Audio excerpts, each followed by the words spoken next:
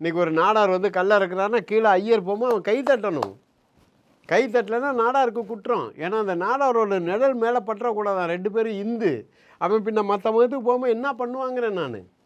என்னை தொடாத, என் வீட்டில் சாப்பிடாத, உன் வீட்டில் சாப்பிட மாட்டேன், தெருக்குள்ளே வரக்கூடாதுங்கிறப்போ ஒருத்தன் வாங்குறான். நீ என் வீட்டில் சாப்பிட்லாம், என் தெருவில் போகலாங்கிறான். எங்கே போவீங்க நீங்கள்? யார் நண்பன்னு பெரியார் கேட்டார்.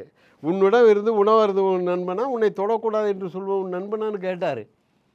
சும்மா வந்து பெரியார் சாமி இல்லைன்னு சொன்னார் சொல்லியெல்லாம் நாங்கள் ஒன்றும் அவரை பிடிச்சிட்டு தொங்கவே இல்லை. அவங்கள சொந்தமாக சிந்திக்க விடுங்க. மனிதனை மனிதன் இழிவுபடுத்துவதற்கு ஆதாரமாக எது இருந்தாலும் அதனை அழித்து ஒழிப்பதான் எங்கள் வேலையினார். அது கடவுளாக இருக்கலாம், ஜாதியாக இருக்கலாம், மதமாக இருக்கலாம், தீண்டாமையாக இருக்கலாம், எது வேணாலும் இருக்கலாம். இன்ன வரைக்கும் இருக்கே. இப்போ என்னை பார்க்கும்போதே என்ன நினைப்பீங்க, ராஜன் என்ன ஜாதியாக இருக்கணுன்னு தான் மனசில் தோணுமே தவிர, ராஜன் என்ன இவர் சொல்லிட்டார்ல, விஸ்வகர்மான்னு என் தொழிலை வச்சு சொல்லிட்டார்.